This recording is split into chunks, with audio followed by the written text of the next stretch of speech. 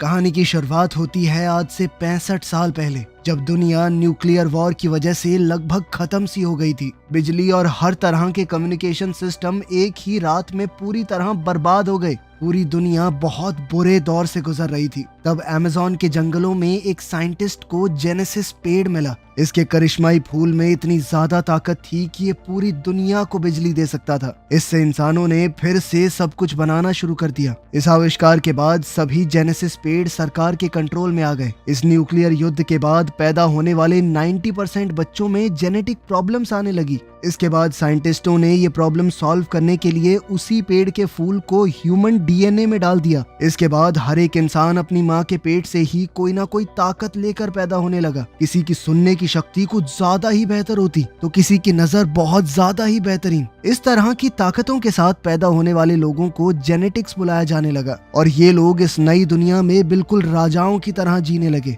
लेकिन लगभग 10% लोगों का इम्यून सिस्टम थोड़ा कमजोर था, जिससे उनके शरीर ने इस फूल को बिल्कुल भी एक्सेप्ट नहीं किया। इन लोगों को स्पेशल्स बोला जाने लगा और इन्हें सिर्फ छोटे मोटे काम दिए जाते, जैसे साफ सफाई, मेंटेनेंस वगैरह। अब हम जेनेसिस इंस्टीट्यूट में क्लोई को देखते हैं, जो इस वक्त एक स्टूडेंट बनकर क्लास ट्रिप पर गई है और उसका व्हील चेयर वाला पार्टनर लियोन सफाई करने वाला बनकर वहां आया। सबका ध्यान हटते ही लियोन ने एक डिवाइस की मदद से बंद दरवाजा खोला और प्राइवेट एरिया में घुस गया। मैप चेक करते ही उसे पता चला कि 2 गार्ड पास में ही खड़े हैं, तो उसने वहां पर एक छोटा चूहे जैसा खिलौना भेजा। गार्ड्स उसके पीछे गए, उसे पकड़ा तो उस चूहे के अंदर से स्लीप गैस निकली, जिससे दोनों गार्ड बेहोश हो गए। लियोन ने उनकी चाबियां ली, वेंटिलेशन सिस्टम तक गया और गैस का टैंक जोड़ दिया, जिसके बाद स्लीपिंग गैस ने पाइप्स के अंदर से जाकर साइंटिस्टों को सुला दिया। फिर उसने मास्क पहना और लैब में घुसने की कोशिश की, पर उसका कोड गलत निकला। उसने क्लोई को कॉल किया और सही कोड लाने को कहा। मेन लॉबी में क्लोई ने कुछ लड़कों को स्पेशल्स के बारे में बोलते सुना कि उन्हें तो मार देना चाहिए। क्लोई ने उनसे झगड़ा शुरू कर दिया। बाकी बच्चे भी उन्हें उकसाने लगे। एक गार्ड भाग कर आया। क्लोई ने बेचारी बनकर गार्ड से मदद मांगी और उसी वक्त उसकी जेब से नोटबुक चुरा ली। नोटबुक में उसे सही कोड मिला जो उसने लियोन को भेज दिया। कोड मिलते ही लियोन जल्दी से लैब में घुस गया। उसने अपनी माँ की पुरानी घड़ी निकाली, जिसमें लिखा था कि हम सब एक हैं, हम सब बराबर हैं। ये पढ़कर उसे हिम्मत मिली। उसने एक लिवर खींचा, मशीन खुली और अंदर जेनेसिस ट्री था। उसने एक पुराना हथियार लिया और शीशे के अंदर छेद करना शुरू किया। लेकिन जैसे ही वो फूल तोड़ने लगा, पेड़ ने बहुत सारे स्पाइक शूट कर दिए और अचानक से अलार्म बजने लगा। लियोन ने फिर भी फूल को एक ब्लू कैप्सूल में पैक कर लिया। अनाउंसमेंट हुई कि ये बिल्डिंग अब लॉकडाउन में जा रही है और सबको जल्द से जल्द बाहर निकलना होगा। क्लोई लियोन का इंतजार करना चाहती थी, पर गार्ड्स ने उसे बाकी स्टूडेंट्स के साथ बाहर भेज दिया। किसी तरह किस्मत से लियोन भी समय रहते बाहर आ गया। बाहर लियोन ने जानबूझकर क्लोई को टक्कर मारी और उसका टेडी बियर नीचे गिरा दिया। उसने टेडी वापस देने से पहले कैप्सूल को टेडी के अंदर छुपा दिया। जब गार्ड्स ने लियोन की जेब चेक की तो उन्हें सिर्फ एक घड़ी मिली। उन्होंने घड़ी पर लिखी हुई बात का मजाक उड़ाया और साथ ही लियोन को फ्रीक कहकर पुकारा। एक आदमी बहुत ध्यान से सभी स्टूडेंट्स को चेक कर रहा था, लेकिन उसने भी ये तो नहीं सोचा कि इस टेडी के अंदर फूल छुपा हुआ होगा। कुछ देर बाद क्लोई और लियोन सड़क पर बड़ी स्क्रीन पर न्यूज देखने लगे। सेनेटर फ्रैंक लोगों से कह रहा था कि पैदा होने से पहले ही क्यों, हम फूल का इस्तेमाल लोगों के जन्म लेने के बाद भी तो कर सकते हैं। इसके बाद फेमस सिंगर मीरा वहां आई। उसने अनाउंस किया कि वो बिना ताकत वाले लोगों की डिस्ट्रिक्ट में फ्री टूर कर रही है, ताकि सब लोग एक साथ मिलकर रहें। अपना हुलिया बदलने के बाद लियोन ने क्लोई को समझाया कि पॉलिटिशियंस और सेलिब्रिटी सिर्फ ड्रामा करते हैं, उन्हें हम जैसे लोगों की कोई परवाह नहीं है। अभी थोड़ी देर पहले सड़क पर एक हमारे जैसे गरीब आदमी को खाने के स्टोर से धक्का देकर निकाल दिया गया। तभी हम देखते हैं कि एक सफाई करने वाला आदमी खिड़की से कुछ मिटा रहा था। वहाँ लिखा था डेथ टू द जेनेटिक्स, जिसका मतलब था कि सब लोग जेनेटिक्स को देखकर खुश तो नहीं है। वहीं मीरा के मैनेजर ने उसे कहा कि हालात खतरनाक हो रहे हैं। स्पेशल डिस्ट्रिक्ट जहाँ पर वो 10% लोग रहते हैं जिनके ऊपर उस फूल ने काम नहीं किया, वो पहले से बहुत रिस्की है और बहुत ज्यादा भीड़ आएगी, इसलिए ऑटोग्राफ सेशन को कैंसिल करना होगा। मीरा को ये बात बिल्कुल पसंद नहीं आई। उसने कहा कि ऐसे थोड़ी आएगी एकता, मुझे लोगों के सामने जाना होगा, उन्हें अपने जैसा महसूस करवाना होगा। उसने इवेंट को कैंसिल करने से मना कर दिया। क्लोई और लियोन जब घर जाने लगे तो स्पेशल डिस्ट्रिक्ट के गेट पर गार्ड्स ने उनकी आईडी चेक की। लियोन शॉपिंग करने गया तब क्लोई टीवी पर फ्रैंक का इंटरव्यू देख रही थी। अब फ्रैंक बोल रहा था कि उसने ऐसी दवाई बनाई है जिससे वो 10% लोग जिनके अंदर ताकत नहीं आई थी वो भी अब इस ताकत को महसूस कर पाएंगे। उन्हें भी अब बाकी सब जैसा बनाया जा सकता है। क्लोई ये देखकर बहुत खुश हुई, लेकिन लियोन ने कहा कि ये सब झूठ है। फिर वो दोनों अपने घर गए एक छोटी सी वर्कशॉप में। क्लोई वहाँ पौधे उगाती है और लियोन कुछ डिवाइसेस बनाता है। लियोन फूलों से वो हिस्से निकालता है जिनके अंदर ताकत है और उनकी मदद से अपाहिज लोगों के लिए खास तरह के प्रोस्थेटिक्स बनाता है ताकि वो लोग भी एक आम जिंदगी जी सकें। क्लाइंट्स के पैसों से उनका रोज का गुजारा हो जाता है। क्लाइंट्स का काम खत्म होने के बाद एक आदमी ने जेनेटिक डिस्ट्रिक्ट से कॉल किया और कहा कि मुझे कुछ ठीक करवाना है। क्लोई ने मना कर दिया ये कहकर कि हम लोग कहीं जाके ठीक नहीं करते, दुकान पे ही आना पड़ेगा आपको।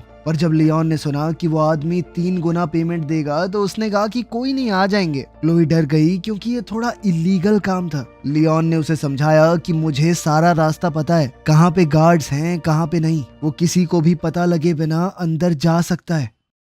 अब वो दोनों एक महंगे से रेस्टोरेंट में पहुंचे जहां कुक ने उन्हें पीछे के दरवाजे से अंदर लिया। वो कुक भी उन्हीं की तरह था। उसके पास एक मैकेनिकल सूट था जो उसे चलने में मदद करता है अपाहिज होने के बाद भी। अचानक एंटी जेनेटिक्स नाम की गैंग मेन दरवाजा तोड़कर अंदर घुस गई और उन्होंने बिजली भी काट दी। लियोन ने सूट ठीक करने का काम पूरा किया। कुक ने कहा कि मैं देख कर आता हूँ बिजली कैसे चली गई, साथ ही आपके पैसे भी ले आऊंगा। गैंग ने अब रेस्टोरेंट को तोड़ना शुरू कर दिया और खास शक्तियों वाले इंसानों को मारना भी। कुछ ही मिनटों में बहुत से टेबल्स टूटे पड़े थे और बहुत सारी लाशें जमीन पर थी। फिर गैंग का लीडर दीवार पर कुछ लिखने लगा। इतने में कुक वापस किचन में आया। उसके शरीर पर खून लगा हुआ था। उसने अपनी आखिरी सांसें भरते हुए क्लोई और लियोन को बताया कि बाहर क्या हो रहा है और फिर दम तोड़ दिया। अब क्लोई और लियोन ने भागने की कोशिश की लेकिन पीछे के दरवाजे पर ताला लगा हुआ था। अब उन्हें यहाँ से भागने के लिए कुछ तो दिमाग लगाना पड़ेगा। लियोन ने क्लोई से कहा कि कुक का मैकेनिकल सूट पहनने में मेरी मदद करो। कुछ मिनट बाद 2 गैंग वाले किचन में आए।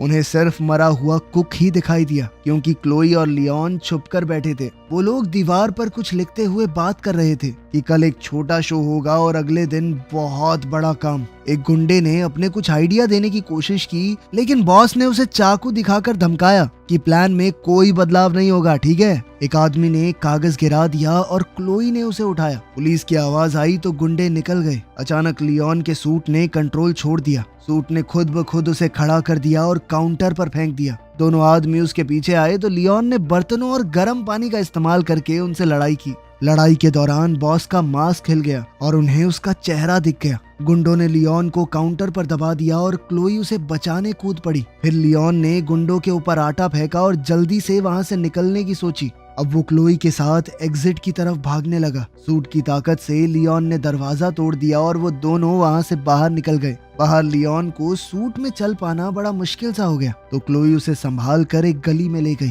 पुलिस की गाड़ियां पास से निकल गई पर उन दोनों को नहीं देख पाई। क्लोई ने हिसाब लगाया कि सूट की टांग थोड़ी टूट सी गई है, इसीलिए वो लियोन को घर तक सहारा देते हुए ले गई। अगले दिन रिपोर्टर्स ने पूरा केस दिखाया और फिर सिक्योरिटी कैमरास के एक फोटो में लियोन और क्लोई भी थे। अब मीडिया बातें फैलाने लगा कि शायद ये भी गैंग के लोग हैं। सारी इंफॉर्मेशन निकाली गई ताकि पुलिस को भेजी जा सके। स्पेशल फोर्सेस के कैप्टन हजिज ने कहा कि ये बिना खास शक्तियों वाले लोगों का जो एरिया है ना, ये क्राइम का अड्डा बन चुका है। हम जल्द ही स्पेशल डिस्ट्रिक्ट के ऊपर रेड करेंगे। लियोन और क्लोई डर गए क्योंकि उन्होंने उसे पहचान लिया था। दरअसल वो उसी गैंग का लीडर है जिसका चेहरा उन्होंने पिछले दिन लड़ाई में देखा था। क्लोई ने वो कागज खोला और पता चला कि वो मीरा के कॉन्सर्ट का फ्लायर है जिसके अंदर एक छोटा सा मैप बना हुआ है। वो लोग समझ गए कि इस गैंग वाले लोग कॉन्सर्ट पर हमला करेंगे और इस बात के लिए दोषी हम जैसे लोगों को ठहराया जाएगा। लियोन डर कर सामान पैक करने लगा ताकि वो शहर छोड़ दे, पर क्लोई ने कहा कि हमें लोगों को बचाना होगा।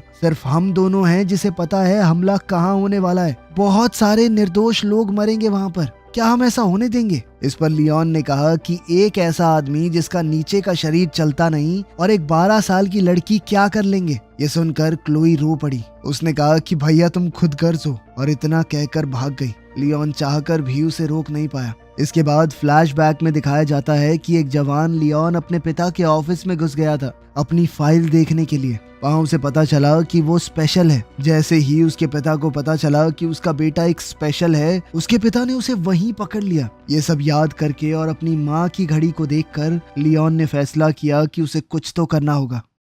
कुछ घंटों बाद क्लोई वापस आई और लियोन को सूट को ठीक करते हुए देखा। उसने लियोन की सूट पहनने में मदद की। लियोन ने अपने हाथ पांव थोड़े चलाकर देखे और कहा कि वो ह्यूजेस को पकड़कर उसके गुनाह कबूल करवाएगा उससे। लियोन ने कुछ अबाड़ कबाड़ चीजों से अपने लिए हथियार बना लिए और लोहे तक को मोड़ देने की अपनी ताकत दिखाई। क्लोई को सूट के अंदर कुछ खास तरह की तारें दिखी तो वो एक केमिकल बनाने दौड़ी जिससे सूट में लगे हुए हथियार एक्टिवेट हो जाएं। उसी वक्त मीरा स्पेशल डिस्ट्रिक्ट में कॉन्सर्ट कर रही थी। जनता उसे देखकर पूरी तरह बेकाबू हो गई। फैंस को लोग धक्का मारने लगे। सिक्योरिटी उन्हें जैसे तैसे पीछे कर रही थी। कॉन्सर्ट के बाद मीरा बस में चढ़ने जा रही थी, तब गार्ड्स ने उसकी सिक्योरिटी और मैनेजर को मार कर गिरा दिया। फिर रेबल्स ट्रक में आ गए और दीवारों पर अपना मैसेज लिखने लगे। हजिस ने मीरा को धमकाया कि चुपचाप हमारे साथ चलो वरना बुरा होगा। तभी लियोन वहां पर सूट और मास्क पहने आ गया। वो बालकनी से नीचे कूदा और सीधा हमला करना शुरू कर दिया, लेकिन क्लोई के केमिकल्स की वजह से सूट में पौधे उग गए। ये देखकर गुंडे हंसने लगे, लेकिन लियोन ने उन पौधों का ही इस्तेमाल कर लिया। एक आदमी गैस से गिर गया, दूसरा बेलों में उलझ गया। क्लोई ने एक चोरी की हुई गाड़ी से मीरा को आवाज लगाई, जबकि लियोन हजिस और उसके लोगों से लड़ने लगा। शुरुआत में तो लियोन बढ़िया मुक्के पेल रहा था, लेकिन फिर पूरी गैंग ने उसे घेर कर नीचे गिरा लिया। तब क्लोई ने गाड़ी से एक आदमी को टक्कर मारी। लियोन मौका देखकर गाड़ी में बैठ गया, लेकिन मीरा चीखने लगी। समझाने का वक्त नहीं था तो क्लोई जल्दी से गाड़ी भगाकर सबको वहां से ले गई। उन दोनों ने जल्दी से घर पहुंचकर दरवाजे बंद कर दिए। बाहर गैंग वाले उन्हें सड़कों पर ढूंढ रहे थे। वहीं टीवी पर रिपोर्टर्स बोल रहे थे कि मीरा को किडनैप करने की कोशिश की गई, लेकिन एक अनजान हीरो ने उसे बचा लिया। दूसरी ओर मीरा ने देखा कि लियोन घायल हो गया था। अब उसने जल्दी से लियोन के जख्मों पर मरहम पट्टी की और बताया कि मैं पहले एक डॉक्टर बनना चाहती थी। क्लोई ने लियोन की एकदम फ्लावर हीरो जैसी ड्राइंग बना दी, जो लियोन को तो बिल्कुल पसंद नहीं आई, लेकिन मीरा ने कहा कि नहीं है तो बढ़िया। अब लियोन ने मीरा को हजिस का सच बताया। इस पर मीरा कहने लगी कि देखो, अब मैं जल्द से जल्द घर जाना चाहती हूँ। कल मेरा एक इवेंट है फ्रैंक के साथ फैमिली सेंटर में। लियोन को लग रहा था कि एंटी जेनेटिक्स गैंग का अगला टारगेट फ्रैंक होगा। आज उन्होंने मीरा पर हमला किया था तो वो कल फ्रैंक पर जरूर करेंगे। ये गैंग जन्म होने के बाद लोगों में होने वाले एनहांसमेंट या बदलाव के खिलाफ थी। ये मानते थे कि जो जैसा पैदा हुआ है वो हो गया। मीरा इस सब के बारे में पुलिस को आगाह करना चाहती थी, पर लियोन ने मना कर दिया क्योंकि हजिस भी तो एक पुलिस कमांडर ही है। अब उन लोगों ने मिलकर आगे का प्लान बनाया।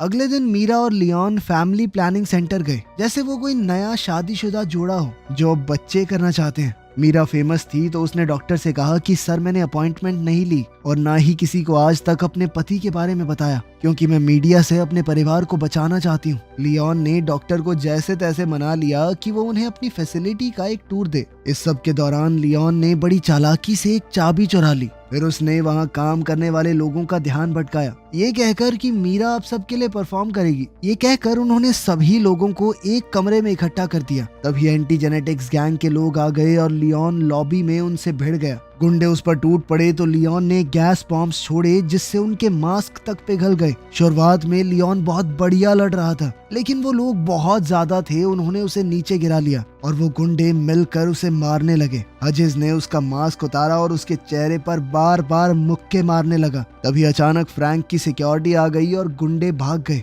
इस पर मीरा ने बताया कि उसने ही फ्रैंक को कॉल किया था, क्योंकि वो समझ गई थी कि गुंडे ज्यादा होंगे, लियोन अकेला नहीं संभाल पाएगा। लियोन ने पूछा कि गार्ड्स ने गुंडों को फॉलो क्यों नहीं किया, तो फ्रैंक ने कहा कि तुम हमारे लिए उनसे ज्यादा जरूरी थे। पता चला कि फ्रैंक असल में लियोन का पिता है। क्लोई ये सुनकर पूरी तरह चौंक गई। वो सोच में पड़ गई कि लियोन ने आज तक उससे झूठ कहा कि उनके पिता मर चुके हैं। वो नाराज होकर वहाँ से भाग गई। अब रिपोर्टर अंदर आ गए तो उन्हें देखते ही फ्रैंक का पॉलिटिशियन मोड ऑन हो गया। उसने कहा कि मेरा बेटा एक प्रूफ है कि जेनेटिक्स और ऐसे लोग जिनके ऊपर फूल ने काम नहीं किया, उन लोगों के बीच में गैप बहुत ज्यादा बढ़ गया है। इसीलिए कल वोट बड़े ध्यान से देना।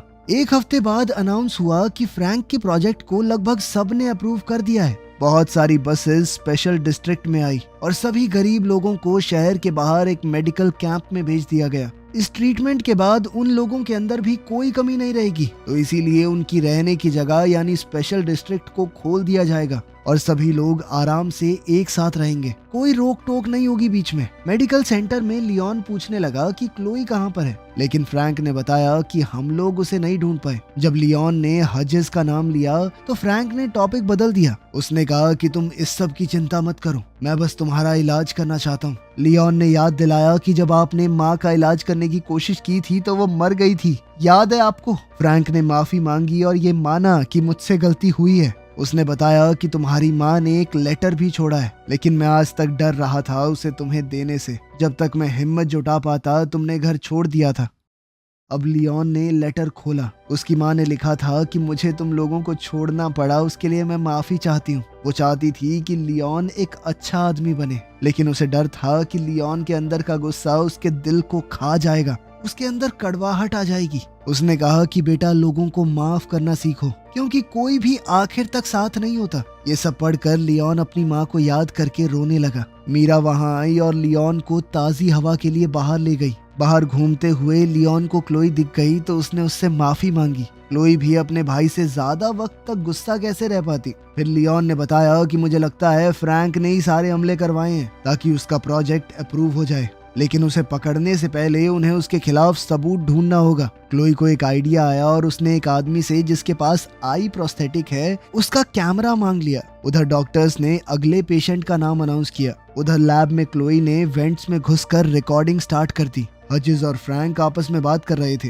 उनकी बातचीत से ये तो साफ हो गया कि उन दोनों ने मिलकर ही ये कांड किया है। अपने कुछ पेशेंट्स को बेहोश करते वक्त फ्रैंक अपना प्लान समझा रहा था। वो इन लोगों के दिमाग से एक खास तरह के जीन को निकालना चाहता था। फिर वो उस जीन को उन लोगों के अंदर इंजेक्ट करेगा जिनके अंदर खास ताकत थी। फ्रैंक इसे इंसानों का अगला एवोल्यूशन कह रहा था। फ्रैंक ने बताया कि इससे वो लोग और बेहतर हो जाएंगे, हमेशा जवान रहेंगे चाहे कोई भी उम्र हो। उसे स्पेशल्स यानी इन अपाहिज लोगों की कोई परवाह नहीं थी। इन लोगों का तो सिर्फ वो इस्तेमाल करना चाहता है उस जीन को निकालने के लिए। थोड़ी देर बाद क्लोई ने टेंट में सबको रिकॉर्डिंग सुनाई। मीरा रोते हुए वहाँ मौजूद सभी स्पेशल्स से माफी मांग रही थी क्योंकि उसे इस बारे में कुछ नहीं पता था। लियोन ने अपनी माँ के मैसेज को दोहराया कि हम सब एक बराबर हैं, हमारे अंदर कोई कमी नहीं है, इंसान हैं हम भी। ये बातें कहते हुए उसने सबको लड़ाई के लिए उकसाया। उसने कहा कि मुझे किसी भी हालत में मेरा सूट चाहिए। इस पर क्लोई ने बताया कि मैंने पहले ही स्टोरेज की चाबियां चुरा ली हैं।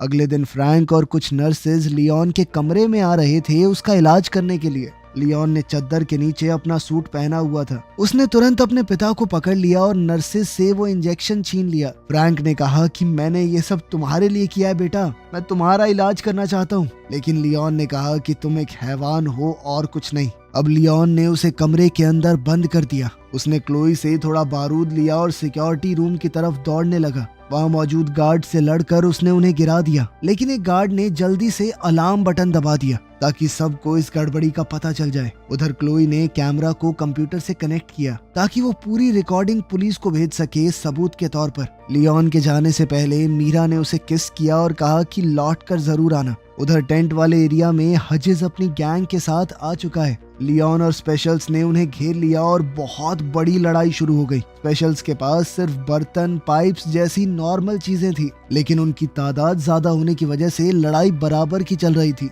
वहीं लियोन का सूट उसे एक वक्त पर बहुत सारे लोगों से लड़ने की ताकत दे रहा था, लेकिन हजेस ने बैकअप बुला लिया और हथियारों वाले बहुत से लोग आ गए। कई स्पेशल्स लड़ते हुए गिर रहे थे, वहीं लियोन हजेस से अकेले लड़ रहा था। कुछ देर बाद हजेस ने लियोन को नीचे गिरा दिया और लियोन ने भागकर बचने की कोशिश की। उधर सिक्योरिटी रूम में एक आदमी ने मीरा को गले से पकड़ लिया। तभी एक स्पेशल वहां आया और जल्दी से उस आदमी को मार गिराया। कंप्यूटर ने आखिरकार फुटेज अपलोड कर ही दी और क्लोई ने जल्दी से पुलिस को बुलाया। उधर लैब में लियोन अपनी जान बचाने के लिए रेंग रहा था। हजेस ने पीछे से आकर उसे मारा। अब टेबल्स और कंट्रोल पैनल के बीच में उनकी लड़ाई हो रही थी। लियोन ने जेनेसिस पेड़ की मशीन खोल दी और फिर एक चीज फेंक कर मारी जिससे शीशे के ऊपर क्रैक आ गया। उसकी इस हरकत के बाद तो हजेस ने लियोन को पकड़कर और मारा और उसे मशीनों के ऊपर फेंक दिया। इससे पूरा शीशा ही टूट गया। अब हजेस उसे मारने ही वाला था जब लियोन ने अचानक ही एक फूल तोड़ लिया। अब तक वो जान चुका था कि फूल तोड़ने से पेड़ के अंदर से स्पाइक निकलेंगे। वो हजिस के चेहरे में घुस गए और वो गिर पड़ा। वहीं पुलिस ने आकर फ्रैंक के सारे लोगों को अरेस्ट कर लिया। उन्हें कई सारे सबूत भी मिले। तभी क्लोई और मीरा लियोन को देखने के लिए भाग कर आई और इस बार लियोन ने आगे बढ़कर मीरा को चूम लिया। एक हफ्ते बाद सभी न्यूज चैनल्स फ्रैंक के इस घिनौने प्लान को एक्सपोज कर रहे थे। लोग कह रहे थे कि एक मास्क वाले आदमी ने सबको बचाया है। अफवाह थी कि वो फ्रैंक का बेटा है, लेकिन पुलिस वालों ने इस बात को नकार दिया। फ्रैंक खुद वहां से भाग गया था। अब गवर्नमेंट ने भी लोगों को अलग अलग रखने की अपनी पॉलिसी बंद कर दी। अब सब लोगों को आजादी थी, कोई भी कहीं जा सकता था। इस सब के दौरान मीरा का गला डैमेज हो गया था, तो अब वो गा तो नहीं सकती, लेकिन लियोन के साथ अपनी जिंदगी में बहुत खुश है। लेकिन फ्रैंक अभी भी फरार था। कहानी के आखिर में हम उसे देखते हैं कि वो अपने बेटे को दूर से घूर रहा था। वीडियो पसंद आई तो लाइक कर देना, चैनल को सब्सक्राइब कर लेना। मिलते हैं अगली वीडियो में।